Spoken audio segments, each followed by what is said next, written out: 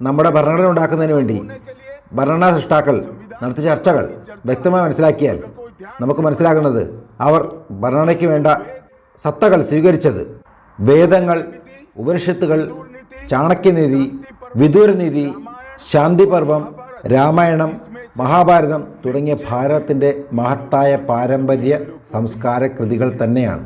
ഇതിൽ നിന്ന് സാധാരണ മനുഷ്യർക്ക് വേണ്ട സത്തുക്കളെടുത്താണ് നമ്മുടെ ഭാരതത്തിൻ്റെ ഭരണഘടന ഉണ്ടാക്കിയത്. ഞാൻ കൃത്യമായ തെളിവുകളോടെ തന്നെ അങ്ങയോടും അങ്ങയിലൂടെ രാജ്യത്തെ ജനങ്ങളോടും പറയാൻ ആഗ്രഹിക്കുന്നു. നമ്മുടെ രാജ്യത്തിൻ്റെ ഭരണഘടനയിൽ ഭേദഗതി വരുത്താനുള്ള അവകാശം ഭാരതത്തിൻ്റെ ഭരണഘടന തന്നെ നൽകിയിട്ടുണ്ട്. നമ്മുടെ രാജ്യത്തിൻ്റെ ഭരണഘടന ഒരിക്കലും മാറ്റരുത് എന്ന് ഭരണഘടനാ സൃഷ്ടാക്കൾ പോലും പറഞ്ഞിട്ടില്ല. കാലഘട്ടത്തിനനുസരിച്ച് രാജ്യത്തിൻ്റെ നിയമങ്ങളും മാറേണ്ടതുണ്ട്. കാലത്തിനനുസരിച്ച് സമൂഹവും മാറേണ്ടതുണ്ട്. മാറ്റമെന്നത് നമ്മുടെ സമൂഹത്തിനും രാജ്യത്തിനും കാലഘട്ടത്തിനനുസരിച്ച് ആവശ്യമുള്ള കാര്യം തന്നെയാണ്.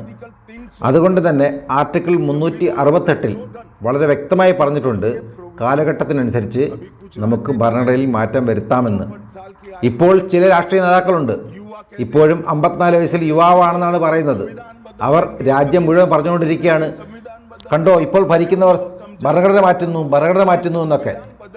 അവരോടുകൂടി മനസ്സിലാക്കാൻ വേണ്ടി ഞാൻ പറയുകയാണ്, ഭരണഘടന ഉണ്ടാക്കിയ ആളുകൾ തന്നെ ആർട്ടിക്കിൾ 368 പ്രകാരം കാലത്തിനനുസരിച്ച് രാജ്യം മുന്നോട്ട് പോകുന്നതിന് വേണ്ടി ഭരണഘടനയിൽ കാലാനുസൃതമായി മാറ്റം വരുത്തേണ്ടതുണ്ട് എന്ന് ആർട്ടിക്കിൾ 368 പ്രകാരം ഭരണഘടന തന്നെ നമുക്ക് അവകാശം നൽകുന്നുണ്ട്. അതുകൊണ്ട് തന്നെ എനിക്ക് അവരോട് പറയാനുള്ളത്, ഭരണഘടന പോക്കറ്റിൽ കൊണ്ട് നടന്നതുകൊണ്ടോ ഉയർത്തിപ്പിടിച്ച് കാണിച്ചതുകൊണ്ടോ കാര്യമില്ല, അത് വായിച്ച് മനസ്സിലാക്കണം എന്നാണ് എൻ്റെ അഭ്യർത്ഥന. BJP 16 വർഷമാണ് ഈ രാജ്യം ഭരിച്ചത്. 6 വർഷം വാജ്പേയിജി ഭരിച്ചു, 10 വർഷം മോദിജി ഭരിച്ചു, ഇനി 5 വർഷം മോദിജി ഭരിക്കാൻ പോകുന്നു. ഞങ്ങൾക്ക് ഭരിക്കാൻ അവസരം കിട്ടിയ 16 വർഷത്തിൽ ഞങ്ങൾ ഭരണഘടനയിൽ 22 തവണ ഭേദഗതി വരുത്തിയിട്ടുണ്ട്. അതുപോലെ തന്നെ കോൺഗ്രസ് 55 വർഷം ഈ രാജ്യം ഭരിച്ചു. ഈ 55 വർഷത്തിൽ 77 തവണ അവർ ഭരണഘടനയിൽ ഭേദഗതി വരുത്തി. പക്ഷേ ഓരോ ഭേദഗതിയും എന്തിനു വേണ്ടിയായിരുന്നു അതുകൂടി ജനം മനസ്സിലാക്കണം. ഭരണഘടനയിൽ പറഞ്ഞതിൻ്റെ അടിസ്ഥാനത്തിൽ ഭരണഘടനയിൽ ഭേദഗതി വരുത്താൻ കഴിയും. അതുപോലെ തന്നെ ഭരണഘടനയെയും ഈ സഭയെയും മറച്ചു വെച്ചുകൊണ്ടും ഭേദഗതി വരുത്താൻ കഴിയും. ആര് എങ്ങനെയൊക്കെയാണ് ഭരണഘടനാ ഭേദഗതി വരുത്തിയത് എന്ന് ജനം അറിയണം. നമ്മുടെ രാജ്യത്തിൻ്റെ ജനാധിപത്യം കൂടുതൽ ഉന്നതിയിലേക്ക് പോകുന്നതിന് വേണ്ടിയായിരുന്നോ? നമ്മുടെ രാജ്യത്തെ ജനങ്ങൾക്ക് എന്തെങ്കിലും ഗുണമുണ്ടാക്കുന്നതിന് വേണ്ടിയായിരുന്നോ? അതോ അർഹതപ്പെട്ടവർക്ക് അവകാശം നൽകുന്നതിന് വേണ്ടിയാണോ ഭരണഘടനയിൽ ഭേദഗതി വരുത്തിയത്? അതോ അവരവരുടെ അധികാരം സംരക്ഷിക്കുന്നതിന് വേണ്ടി, കസേര ഉറപ്പിക്കുന്നതിന് വേണ്ടി മാത്രം വരുത്തിയ ഭേദഗതിയാണോ? ഇതെല്ലാം ജനം മനസ്സിലാക്കേണ്ടത് തന്നെയാണ്. ഇത് വ്യക്തമായി മനസ്സിലാക്കിയാൽ തന്നെ ഓരോ പാർട്ടിയുടെയും ഉദ്ദേശം എന്താണെന്നും അവരുടെ ആഗ്രഹം എന്താണെന്നും അവരുടെ ലക്ഷ്യം എന്താണെന്നും അവർക്ക് രാജ്യത്തോടുള്ള കൂറെന്താണെന്നും അവർക്ക് ഭരണഘടനയോടുള്ള വിശ്വാസം എന്താണെന്നും ജനങ്ങൾക്ക് വ്യക്തമായി മനസ്സിലാക്കാൻ കഴിയും. ആദരണീയ സഭാപതിജി, ഇന്ന് രാവിലെ ലോക്സഭയിൽ 1 നേഷൻ 1 ഇലക്ഷൻ അതിൻ്റെ ബില്ല് അവതരിപ്പിച്ചിരിക്കുകയാണ്. അവിടെ കോൺഗ്രസും കോൺഗ്രസിൻ്റെ ഒപ്പമുള്ള സഖ്യകക്ഷികളും ലോക്സഭയുടെയോ നിയമസഭയുടെയോ കാലഘട്ടം നിശ്ചയിക്കാനുള്ള അധികാരം സഭയ്ക്കില്ല എന്ന് പറഞ്ഞ് ഇവർ എതിർക്കുകയാണ്. ഞാനത് അവിടെ കേട്ടിട്ടാണ് വന്നിരിക്കുന്നത്. പക്ഷേ നിങ്ങളുടെ കാലഘട്ടത്തിൽ നിങ്ങൾ എന്താണ് ചെയ്തത്? ഭരണഘടനയിൽ ഭേദഗതി വരുത്തി നിങ്ങൾ സഭയുടെ കാലാവധി വർദ്ധിപ്പിച്ചിട്ടുണ്ട്. ഇന്ദിരാഗാന്ധിയുടെ കാലഘട്ടത്തിൽ ജനുവരി 3-ന് ലോക്സഭയുടെയും രാജ്യസഭയുടെയും കാലാവധി 5 വർഷത്തിൽ നിന്ന് 6 വർഷമാക്കി ഉയർത്തിയത് നിങ്ങളാണ്. ഭരണഘടനാ ഭേദഗതി വരുത്തി സഭയിൽ പോലും ചർച്ച ചെയ്യാതെ. കാരണം ആ സമയത്ത് ഇലക്ഷൻ ഉണ്ടായാൽ നിങ്ങൾ തോറ്റുപോകും. അതുകൊണ്ട് തന്നെ കസേര ഉറപ്പിക്കുന്നതിന് വേണ്ടി നിങ്ങൾ മനഃപൂർവ്വം ഇലക്ഷൻ വൈകിപ്പിക്കുകയാണ് ചെയ്തത്. ഇങ്ങനെ ലജ്ജയില്ലാതെ കസേര ഉറപ്പിക്കുന്നതിന് വേണ്ടി ഈ രീതിയിൽ ഭരണഘടനയിൽ ഭേദഗതി വരുത്തിയത് ലോകത്ത് മറ്റൊരു രാജ്യവുമില്ല, മറ്റൊരു സർക്കാരുമില്ല. ആ പാപം കോൺഗ്രസിന് മേൽ മാത്രമാണുള്ളത്. അതുമാത്രമല്ല, ചില നിയമങ്ങളിൽ ഭേദഗതി വരുത്തേണ്ടതുണ്ടായിരുന്നു ഇന്ദിരാഗാന്ധിക്ക്. സഭയിൽ അവർക്ക് ഭൂരിപക്ഷവും ഉണ്ടായിരുന്നു. അവരെ എതിർക്കാൻ ആർക്കും ധൈര്യവും ഉണ്ടായിരുന്നില്ല. പക്ഷേ ചില നിയമങ്ങൾ ഭേദഗതി വരുത്തുമ്പോൾ സഭയിലെ അവരുടെ ഒപ്പമുണ്ടായിരുന്ന ആളുകൾക്ക് പോലും എതിർപ്പുണ്ടായിരുന്നു. അത് കാരണം സഭയിൽ അവർ ആബ്സെൻ്റ് ആകാൻ തുടങ്ങി. അതുകൊണ്ട് അവർ അതിലും ഭേദഗതി വരുത്തി. എന്താണത്? എന്തെങ്കിലും ബില്ല് അവതരിപ്പിക്കുകയാണെങ്കിൽ ലോക്സഭയിലും രാജ്യസഭയിലും കോറം തികയ്ക്കേണ്ട ആവശ്യമില്ല. അതായത് ആരെങ്കിലും സഭയിൽ വന്നിട്ടില്ലെങ്കിൽ പോലും സഭയിൽ ഉള്ള അംഗങ്ങൾ അത് 5 പേരാണെങ്കിൽ പോലും ആ ബില്ല് അംഗീകരിക്കപ്പെടും. ഖാർഗെജി, നിങ്ങൾ ചെയ്ത കാര്യമാണ് ഞാൻ പറയുന്നത്. അതുകൊണ്ട് തന്നെ നിങ്ങൾ കേട്ടേ മതിയാകൂ. അതിന്റെ സഭാപതിജി, മറ്റൊരു കാര്യം കൂടിയുണ്ട്. നമ്മുടെ രാജ്യത്തിൻ്റെ സൈനികർ, നമ്മുടെ രാജ്യത്തിൻ്റെ സുരക്ഷാഭടന്മാർ ഒരു ഇഞ്ച് ഭൂമി പോലും ആർക്കും വിട്ടുകൊടുക്കാതിരിക്കാൻ വേണ്ടി നിരന്തരം കർത്തവ്യനിരതരാണ്. ഒരു ഇഞ്ച് ഭൂമി പോലും ശത്രുക്കൾക്ക് വിട്ടുകൊടുക്കാതിരിക്കുന്നതിന് വേണ്ടി എത്രയോ ആളുകളാണ് നമ്മുടെ രാജ്യത്തിന് വേണ്ടി ജീവൻ ബലി കഴിച്ചത്. അതിന്റെ സഭാപതിജി, നമ്മുടെ രാജ്യത്തിൻ്റെ അതിർത്തി കൃത്യമായി നിശ്ചയിച്ചിട്ടുണ്ട്. ആ അതിർത്തിയിൽ എന്തെങ്കിലും മാറ്റം വരുത്തേണ്ടതുണ്ടെങ്കിൽ ആർട്ടിക്കിൾ 1 സഭയിൽ ചർച്ച ചെയ്ത് ഭേദഗതി വരുത്തേണ്ടതുണ്ട്. തമിഴ്നാടിൻ്റെ കൈവശം അതിർത്തിയിൽ കടലിൽ ഒരു ദ്വീപുണ്ടായിരുന്നു. കച്ചദ്വീപ് എന്നാണ് അതിൻ്റെ പേര്. എന്നാൽ ആ ദ്വീപ് യാതൊരു ചർച്ചയുമില്ലാതെ 1966 ഈ രാജ്യം ഭരിക്കുന്നവർ ശ്രീലങ്കയ്ക്ക് ദാനമായി നൽകി, ആരോടും ചർച്ച ചെയ്യാതെ. അതിനാണ് സഭാപതിജി, ഒരുപക്ഷെ ഞങ്ങൾക്ക് ഭൂരിപക്ഷം ഉണ്ടല്ലോ, അതുകൊണ്ട് തന്നെ സഭയിൽ ഞങ്ങൾക്ക് പിന്തുണ ലഭിക്കും എന്ന വിശ്വാസത്തിലായിരിക്കാം അവരങ്ങനെ ചെയ്തത്. പക്ഷേ എന്നിട്ടും ഈ സഭയിൽ ചർച്ചയ്ക്കെടുത്തില്ല. കാരണം ഈ സഭയിലുള്ള അംഗങ്ങളോ അതുവഴി രാജ്യത്തെ ജനങ്ങളോ അതറിയണം എന്ന് പോലും കോൺഗ്രസ് ആഗ്രഹിച്ചില്ല. ഇന്ന് വരെയും, ഈ നിമിഷം വരെയും ആർട്ടിക്കിൾ 1 ഒരു ഭേദഗതിയും വരുത്തിയിട്ടില്ല. അതിനുള്ള ബില്ലുകൾ കോൺഗ്രസ് ഒരു കാലത്ത് സഭയിൽ സമർപ്പിച്ചിട്ടില്ല. പക്ഷേ ആ പ്രദേശം ഇന്ന് നമ്മുടേതല്ല. ആ ദ്വീപ് ഇന്ന് മറ്റൊരു രാജ്യത്തിൻ്റെ ഭാഗമാണ്. നമുക്കൊന്നും ചെയ്യാൻ കഴിയില്ല. ആദ്യയുടെ സഭാപതിജി ഈ രീതിയിൽ തന്നിഷ്ടപ്രകാരം സ്വന്തം രാജ്യത്തിൻ്റെ അതിർത്തി മറ്റൊരു രാജ്യത്തിന് കൊടുക്കുന്ന രീതി ലോകത്തൊരു രാജ്യവും ചെയ്തിട്ടില്ല, ഒരു ഭരണകർത്താവും ചെയ്തിട്ടില്ല. അത് ചെയ്തവരാണ് ഈ പ്രതിപക്ഷത്തിരിക്കുന്നവർ. 2 സഭയിലും ചർച്ച ചെയ്യാതെ രാഷ്ട്രപതിയുടെ പ്രത്യേക ഓർഡിനൻസ് പ്രകാരമാണ് ഇവരിങ്ങനെ ചെയ്തത്. ഞങ്ങളും ഭരണഘടനയിൽ ഭേദഗതി വരുത്തിയിട്ടുണ്ട്, ആർട്ടിക്കിൾ 370. അതും എന്തിനാണ്? കാശ്മീരിനെ പൂർണ്ണമായി ഭാരതത്തിന്റെ ഭാഗമാക്കുന്നതിന് വേണ്ടിയാണ് ഞങ്ങൾ ഭേദഗതി വരുത്തിയത്. എന്നാൽ കോൺഗ്രസോ നമ്മുടെ സ്വന്തം അതിർത്തി, നമ്മുടെ സ്വന്തം പ്രദേശം മറ്റൊരു രാജ്യത്തിന് വിട്ടുകൊടുക്കുന്നതിന് വേണ്ടി രാഷ്ട്രപതിയെ നിർബന്ധിച്ച് പ്രത്യേക ഓർഡിനൻസ് നേടിയെടുത്തുകൊണ്ട് അങ്ങനെ ചെയ്തു. കോൺഗ്രസ് പാർട്ടിയെ ഒരു കുടുംബത്തിന്റെ മാത്രം സ്വത്തായി അവർക്ക് വേണമെങ്കിൽ കരുതാം, അതിനുള്ള അവകാശം അവർക്കുണ്ട്. പക്ഷേ രാജ്യത്തിന്റെ ഭരണഘടന അതൊരു കുടുംബത്തിന്റെ സ്വത്തല്ല. അങ്ങനെ കരുതാനുള്ള അവകാശം അവർക്കുണ്ടോ? ആ രീതിയിലാണ് ഭരണഘടനയെ അവർ കണ്ടിരുന്നത്. അതിന്റെ സഭാപതിജി, ഈ രീതിയിൽ 2 സഭയെയും ജനങ്ങളെയും അറിയിക്കാതെ ഭാരതത്തിന്റെ അതിർത്തി പ്രദേശം മറ്റു രാജ്യത്തിന് കൊടുക്കാൻ ഇവർക്ക് എന്ത് അധികാരമാണുള്ളത്? അതിന്റെ സഭാപതിജി, അതുമാത്രമല്ല, അടിയന്തരാവസ്ഥ കാലത്ത് പൗരന്റെ മൗലികാവകാശങ്ങൾ പോലും റദ്ദ് ചെയ്യുന്ന നിലപാടുകൾ ഇവരെടുത്തു. അതിനെ ചോദ്യം ചെയ്തുകൊണ്ട് സുപ്രീം കോടതിയിൽ കേസ് വന്നു. അവിടെ ചോദിച്ചു, ആർട്ടിക്കിൾ 21 നിർത്തലാക്കാനുള്ള അധികാരം നിങ്ങൾക്കുണ്ടോ എന്ന് കോടതി ചോദിച്ചപ്പോൾ യെസ് സാർ ഉണ്ട് എന്ന് പറഞ്ഞതിൻ്റെ പേരിൽ മാത്രം ഒരു അഡ്വക്കേറ്റ് ലഭിച്ച ഫീസ് എന്ന് പറയുന്നത് വളരെ വലുതാണ്. നീരജ് ഡേ ആണ് അന്ന് യെസ് സാർ എന്ന് സർക്കാരിന് വേണ്ടി പറഞ്ഞത്. അതിനുവേണ്ടി സഭാപതിജി, നീരജ് ഡേയെ ഇന്ദിരാഗാന്ധി 11 വർഷം രാജ്യത്തിൻ്റെ അറ്റോർണി ജനറലാക്കി ശമ്പളം നൽകി. അതിനുവേണ്ടി സഭാപതിജി, അടിയന്തരാവസ്ഥ കാലത്ത് ഞാൻ വളരെ ചെറിയ കുട്ടിയായിരുന്നു. വളരെ ചെറിയ കുട്ടിയായിട്ട് പോലും 19 മാസവും അടിയന്തരാവസ്ഥ കാലത്ത് ജയിലിൽ കഴിയേണ്ടി വന്ന ഒരു ഹതഭാഗ്യനാണ് ഞാൻ. പക്ഷേ എനിക്ക് ആ കുട്ടിക്കാലത്ത് അടിയന്തരാവസ്ഥ എന്ന് പറയുന്നത് എങ്ങനെയാണ് മനസ്സിലായത്? ഞാൻ റേഡിയോയിൽ ഗീതാമാല എല്ലാ ദിവസവും കേൾക്കുമായിരുന്നു. പെട്ടെന്നൊരു ദിവസം അത് നിർത്തലായി. ഞാൻ വീട്ടിൽ വഴക്കുണ്ടാക്കാൻ തുടങ്ങി. കുട്ടിയല്ലേ, എന്തുകൊണ്ടാണ് റേഡിയോയിൽ എനിക്കിഷ്ടപ്പെട്ട ഗീതമാല കേൾക്കാൻ കഴിയാത്തതെന്ന്. എൻ്റെ അയൽപ്പക്കത്തുള്ള ചാച്ച പറഞ്ഞു, കിഷോർ കുമാർ ഇന്ദിരാഗാന്ധിയുമായി വഴക്കുണ്ടാക്കി, അതുകൊണ്ട് തന്നെ കിഷോർ കുമാർ പാടിയ പാട്ട് നമുക്കിനി കേൾക്കാൻ കഴിയില്ല എന്ന്. കിഷോർ കുമാറും ലതാ മങ്കേഷ്കർജിയും കൂടി ഡ്യുവറ്റായി ആലപിച്ചിരുന്ന ആ ഗീത്മാല ലതാ മങ്കേഷ്കറിന്റെ മാത്രം ശബ്ദത്തിൽ 19 മാസവും ഈ രാജ്യത്ത് കേൾക്കേണ്ടി വന്നു. അതായിരുന്നു അടിയന്തരാവസ്ഥ. നമ്മുടെ ഭാരതം 1947 ഉണ്ടായതല്ല, ആയിരക്കണക്കിന് വർഷങ്ങൾക്ക് മുമ്പ്. എത്രയോ കാലത്തിൻ്റെ പാരമ്പര്യവും സംസ്കാരവുമുള്ള രാജ്യമാണ് ഭാരതം. ശരിയാണ്, കുറച്ചു കാലത്തേക്ക് നമ്മൾ അടിമത്തത്തിലായിരുന്നു. ചില രാജ്യങ്ങൾ നമ്മളെ അടക്കി ഭരിച്ചിരുന്നു. പക്ഷേ നമ്മൾ സ്വാതന്ത്ര്യം നേടി. രാജ്യം സ്വാതന്ത്ര്യം നേടിയതിനു ശേഷം എങ്ങനെയാണ് മുന്നോട്ട് പോകേണ്ടത് എന്നതിനെക്കുറിച്ച് വളരെ വലിയ ചർച്ചകൾ നടന്നു. ചർച്ചകളിൽ തന്നെ നമ്മുടെ രാജ്യത്തിൻ്റെ പേരെന്തായിരിക്കണം എന്നുള്ള രീതിയിലും ചർച്ചകളുണ്ടായിരുന്നു. ഇംഗ്ലീഷുകാരാണ് നമുക്ക് ഇന്ത്യ എന്ന പേരിട്ടത്. കാരണം അവർക്ക് ഭാരതത്തെക്കുറിച്ച് അറിവുണ്ടായിരുന്നില്ല. പക്ഷേ സ്വാതന്ത്ര്യം നേടിയെടുത്തതിന് ശേഷവും നമ്മുടെ രാജ്യത്തിൻ്റെ പേരെന്തായിരിക്കണം എന്നുള്ള രീതിയിൽ ചർച്ചകൾ ഇവിടെ ഉണ്ടായിരുന്നു. ആ സമയത്തെ സഭാപ്രതിനിധിയായിരുന്ന ഗോവിന്ദ് സേഠ് വ്യക്തമായി പറഞ്ഞിരുന്നു, നമ്മുടെ രാജ്യത്തിൻ്റെ പേര് ഭാരതം എന്നായിരിക്കണമെന്ന്. പക്ഷേ ആ സമയത്ത് അതിനെ എതിർത്തുകൊണ്ട് ജവഹർലാൽ നെഹ്റു പറഞ്ഞത് ഇങ്ങനെയാണ്: ഒരുപാട് പിന്നിലേക്ക് പോകേണ്ട കാര്യമില്ല, നമുക്ക് തൽക്കാലം ഇന്ത്യ എന്ന പേര് മതി. ഇതായിരുന്നു അദ്ദേഹത്തിൻ്റെ നിലപാട്.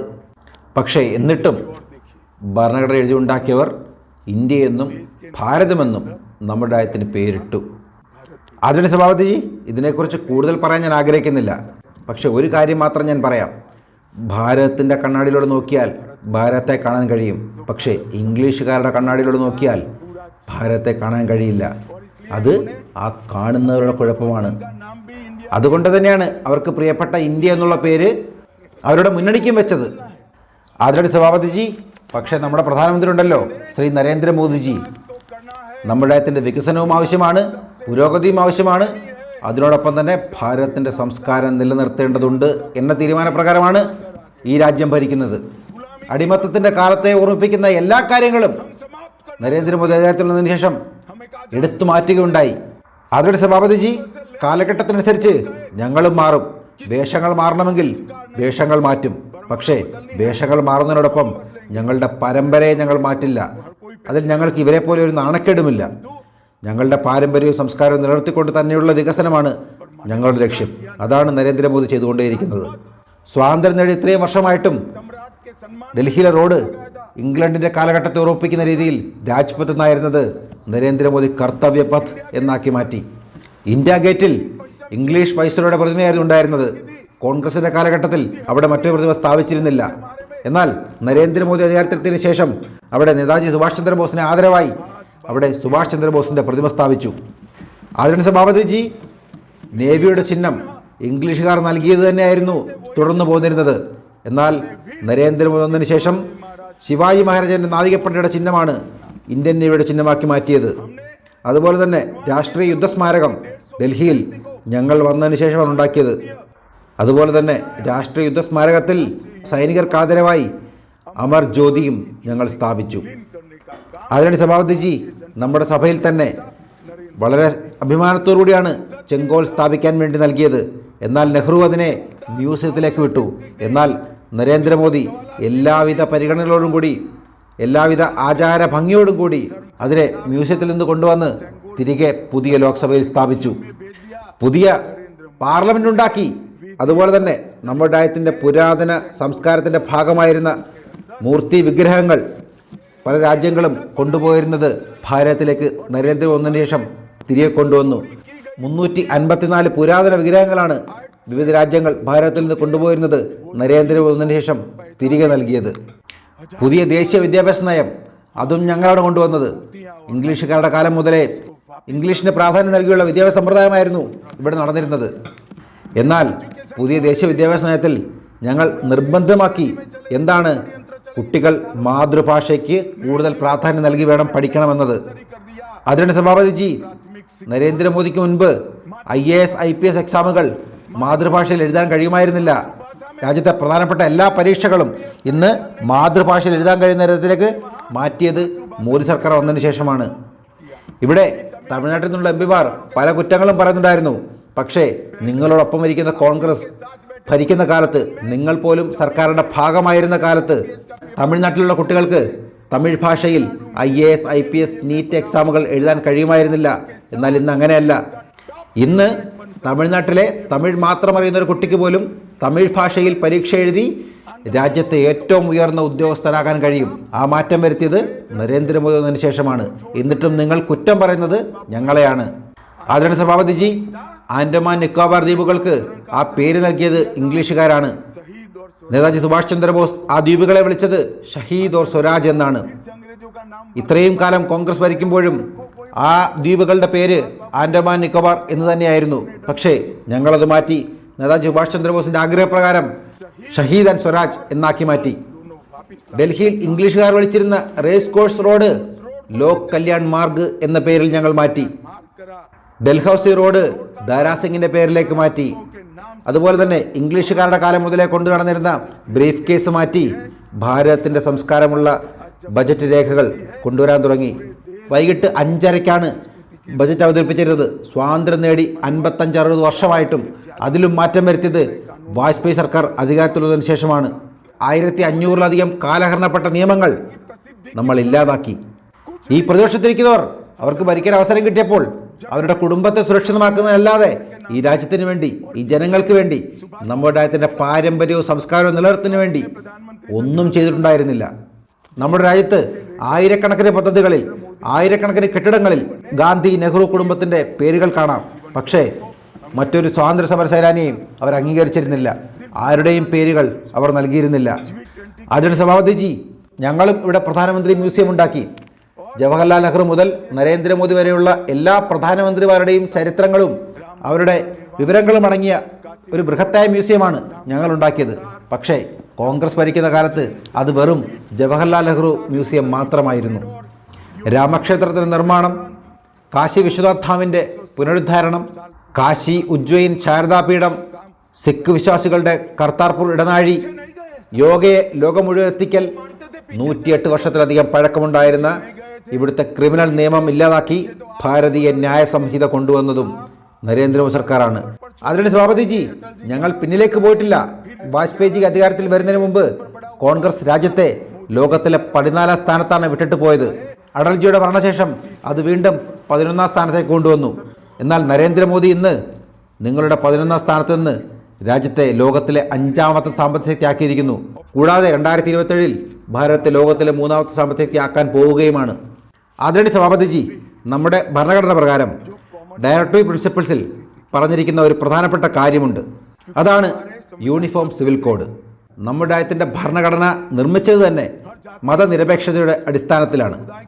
എല്ലാ മതത്തിലും ജാതിയിലും വർഗത്തിലും പെട്ട എല്ലാവർക്കും വേണ്ടി ഒറ്റ നിയമമാണ് ഭാരതത്തിൽ ഉണ്ടാകേണ്ടത് എന്നാണ് ഭരണഘടന ഉണ്ടാക്കിയ ആളുകൾ പറഞ്ഞിരുന്നത്. അതിനാണ് സഭാപതിജി, പക്ഷേ ഇത്രയും കാലം എന്തുകൊണ്ട് യൂണിഫോം സിവിൽ കോഡ് ഇവിടെ നടപ്പിലാക്കിയില്ല? നമ്മുടെ ഭരണഘടന ഉണ്ടാക്കിയതിന് ശേഷം ആദ്യത്തെ പ്രധാനമന്ത്രിയായിരുന്ന ജവഹർലാൽ നെഹ്റു മുസ്ലിം വ്യക്തി നിയമം ഇവിടെ കൊണ്ടുവന്നു. യൂണിഫോം സിവിൽ കോഡ് അതുകൊണ്ട് തന്നെ നടപ്പിലാക്കാൻ കഴിയുമായിരുന്നില്ല. ഞാൻ ഇന്ന് ഈ സഭയിൽ കോൺഗ്രസ് പാർട്ടിയുടെ നേതാക്കളോട് നേരിട്ട് ചോദിക്കാൻ ആഗ്രഹിക്കുന്നു. മതനിരപേക്ഷമെന്ന് വിശ്വസിക്കുന്ന ഭാരതത്തിൽ വിവിധ ജാതി മതവിഭാഗങ്ങൾക്ക് ഒറ്റ നിയമം ഇവിടെ വേണ്ടതാണോ അല്ലയോ? അത് കോൺഗ്രസ് വളരെ വ്യക്തമായി തന്നെ ഈ സഭയിൽ പറയേണ്ടതാണ്. നിങ്ങളിപ്പോഴും മുസ്ലിം വ്യക്തി നിയമത്തിന് അനുകൂലമാണോ അല്ലയോ? നിങ്ങൾ പറയണം. അതിനാണ് സഭാപതിജി, ഇതിലും വലിയ എന്തിരട്ടത്താപ്പാണ് ഞാൻ ചൂണ്ടിക്കാണിക്കേണ്ടത്? ഇവർ മുസ്ലിം വ്യക്തി നിയമം കൊണ്ടുവന്നത് കൂടാതെ ഇവർ ഹിന്ദു കോഡ് ബില്ലും കൊണ്ടുവന്നു. ഹിന്ദു നിയമപ്രകാരം ഈ രാജ്യത്തെ എല്ലാ നിയമങ്ങളും പാലിക്കപ്പെടണമെന്ന് ഞങ്ങളും ആഗ്രഹിക്കുന്നില്ല. ഭാരതത്തിൽ ജീവിക്കുന്ന എല്ലാ സാധാരണക്കാർക്കും ഉചിതമാകുന്ന രീതിയിൽ ഒരു പൊതു നിയമം, അതാണ് ഞങ്ങളും ആഗ്രഹിക്കുന്നത്. അതിനാണ് സഭാപതിജി, പക്ഷേ ഇവർ കൊണ്ടുവന്ന ഹിന്ദു കോഡ് ബില്ലിൽ ഭാരതത്തിൻ്റെ സംസ്കാരത്തെ നിശ്ചയിക്കുന്ന പുരാതന കാലത്തെ ഒരു ഹൈന്ദവ അനുകൂല നിയമവും ഉണ്ടായിരുന്നില്ല. മുസ്ലിങ്ങൾക്കായി പ്രത്യേക വ്യക്തി നിയമം കൊണ്ടുവരുന്നതിൻ്റെ പേരിൽ ഹിന്ദുക്കൾക്ക് വിഷമമൊന്നും തോന്നാതിരിക്കാൻ വേണ്ടി ഹിന്ദു കോഡ് എന്നൊരു ബില്ല് വെറുതെ കൊണ്ടുവരികയാണ് ചെയ്തത്. അതിനാണ് സഭാപതിജി, ഇവിടെ മല്ലികാർജുൻ ഖാർഗെജിയും ജയറാം രമേശും പറയുന്നുണ്ടായിരുന്നു, മുസ്ലിം വ്യക്തി നിയമം ഇവിടെ കൊണ്ടുവന്നതിൻ്റെ പേരിൽ ഇവിടെ ഒരാപത്തും ഉണ്ടായിട്ടില്ല എന്ന്. ഞാൻ സമ്മതിക്കുന്നു. പക്ഷേ എന്തുകൊണ്ട് ക്രിമിനൽ നിയമത്തിൽ നിങ്ങൾ ശരിയത്ത് വേണമെന്ന് ആവശ്യപ്പെട്ടില്ല? നിങ്ങൾ പറയൂ. മോഷ്ടിക്കുന്നവൻ്റെ കൈവെട്ടുന്ന നിയമം എന്തുകൊണ്ട് നിങ്ങൾ വേണ്ടെന്ന് വെച്ചു? സ്ത്രീകളോട് എന്തെങ്കിലും തരത്തിൽ മോശമായി പെരുമാറുന്നവനെ കല്ലെറിഞ്ഞു കൊല്ലുന്ന നിയമം എന്തുകൊണ്ട് നിങ്ങൾ വേണ്ടെന്ന് വെച്ചു? ദേശദ്രോഹികളെ പരസ്യമായി റോഡിൽ തൂക്കിക്കൊല്ലുന്നത് എന്തുകൊണ്ട് നിങ്ങൾ വേണ്ടെന്ന് വെച്ചു? പക്ഷേ കല്യാണത്തിനും വസ്തുക്കൾ വീതം വെക്കുന്നതിനും എല്ലാം മുസ്ലിം വ്യക്തി നിയമം. പക്ഷേ എന്തുകൊണ്ട് ക്രിമിനൽ നിയമം മാത്രം ഭാരതത്തിന് വേണ്ടി വന്നു? എന്തുകൊണ്ട് അവിടെ മാത്രം നിങ്ങൾ ശരി നടപ്പിലാക്കിയില്ല? അതാണ് എൻ്റെ ചോദ്യം. ഈ രാജ്യത്തെ മുസ്ലിം മതവിശ്വാസികൾക്ക് മുസ്ലിം വ്യക്തി നിയമം അത്യാവശ്യമായിരുന്നെങ്കിൽ എന്തുകൊണ്ട് ക്രിമിനൽ നിയമം ഉൾപ്പെടെ പൂർണ്ണമായ ശരീഅത്ത് അവർക്ക് നൽകിയില്ല? മുസ്ലിം വ്യക്തി നിയമം ഇവർ കൊണ്ടുവന്നത് വഴി ഈ രാജ്യത്ത് ആദ്യത്തെ വർഗീയ പ്രീണനം ഇവർ തുടങ്ങുകയായിരുന്നു. ആദ്യ സർക്കാരിൻ്റെ കാലത്ത് തന്നെ ഇവർ തുടങ്ങിയതാണ് ഈ വർഗീയ പ്രീണനം. വോട്ട് ബാങ്കിന് വേണ്ടി ഇവർ കൊണ്ടുവന്ന ഈ മുസ്ലിം വ്യക്തി നിയമം എന്നത് ആർട്ടിക്കിൾ 14ൻ്റെയും 15ൻ്റെയും ലംഘനം തന്നെയാണ്. നെഹ്റുവിൻ്റെ കാലത്ത് തന്നെ അംബേദ്കർജി, KM മുൻഷി, ലോയാജി, കാമത്ത് ഇവരെല്ലാവരും ഈ മുസ്ലിം വ്യക്തി നിയമത്തെ എതിർത്തതാണ്. 17 തവണ സുപ്രീം കോടതി പറഞ്ഞതാണ് ഈ രാജ്യത്ത് മുസ്ലിം വ്യക്തി നിയമമല്ല വേണ്ടത്, യൂണിഫോം സിവിൽ കോഡാണ് വേണ്ടതെന്ന്. പക്ഷേ കോൺഗ്രസ് 55 വർഷം ഭരിച്ചിട്ടും അതിനുവേണ്ടി ഒരു ചെറുവിരൽ പോലും അനക്കിയില്ല. അതിനാണ് സഭാപതിജി, ഞാൻ താങ്കളിലൂടെ കോൺഗ്രസിന്റെ നേതാവായ ദിഗ്വിജയ് സിംഗിനോട് പറയാൻ ആഗ്രഹിക്കുന്നു. അദ്ദേഹം ചോദിക്കുന്നത് യൂണിഫോം സിവിൽ കോഡ് നടപ്പിലാക്കുന്നതിൽ നിങ്ങളെ ആരാണ് തടയുന്നത് എന്നാണ്. ഞാൻ പറയുന്നു, ഞങ്ങളെ തടയുന്നത് ഞങ്ങൾ തന്നെയാണ്. എന്തുകൊണ്ടാണ് ഞങ്ങൾ കാലതാമസം വരുത്തിയിരിക്കുന്നത് എന്നതും വ്യക്തമായി തന്നെ ഞാൻ പറയാം. കാരണം ഞങ്ങളുടെ രീതി അങ്ങനെയാണ്. ജനാധിപത്യപരമായാണ് ഞങ്ങൾ ഓരോ കാര്യങ്ങളും ചെയ്യുന്നത്. സമൂഹത്തിൽ വളരെ വലിയ മാറ്റങ്ങൾ ഉണ്ടാക്കുന്ന നിയമം വളരെ പെട്ടെന്ന് ജനങ്ങളിലേക്ക് അടിച്ചേൽപ്പിക്കാൻ കഴിയില്ല. ഇപ്പോൾ ഉത്തരാഖണ്ഡിൽ ഞങ്ങൾ ഒരു പൈലറ്റ് പ്രോജക്റ്റ് പോലെ ഇത് നടപ്പിലാക്കിയിരിക്കുകയാണ്. അതിൽ എന്തെങ്കിലും പ്രശ്നങ്ങൾ ഉണ്ടാകുകയാണെങ്കിൽ അതിൽ പൂർണ്ണമായ ചർച്ചകൾ നടത്തി എന്തെങ്കിലും മാറ്റങ്ങൾ വരുത്തേണ്ടതുണ്ടെങ്കിൽ വരുത്തുകയും തിരുത്തുകയും ചെയ്ത് ഈ രാജ്യത്തെ എല്ലാ സംസ്ഥാനങ്ങളിലും ഈ രാജ്യമാകെയും എല്ലായിടത്തും ആരൊക്കെ എതിർത്താലും യൂണിഫോം സിവിൽ കോഡ് നടപ്പിലാക്കുക തന്നെ ചെയ്യും. ഞാൻ ഈ സഭയിൽ അങ്ങയിലൂടെ ജനങ്ങളോടും നിങ്ങളോടും ഉറപ്പു പറയാൻ ആഗ്രഹിക്കുന്നു. ഈ രാജ്യത്തെ എല്ലാ സംസ്ഥാനത്തും ഈ രാജ്യമാകെയും യൂണിഫോം സിവിൽ കോഡ് ഞങ്ങൾ നടപ്പിലാക്കുക തന്നെ ചെയ്യും. അതിൽ ഒരു മാറ്റവുമില്ല, ഒരു സന്ദേഹവും വേണ്ട. നിങ്ങൾ എത്ര എതിർത്താലും ഈ രാജ്യത്തെ യൂണിഫോം സിവിൽ കോഡ് ഞങ്ങൾ നടപ്പിലാക്കുക തന്നെ ചെയ്യും, നടപ്പിലാക്കി കാണിക്കുക തന്നെ ചെയ്യും.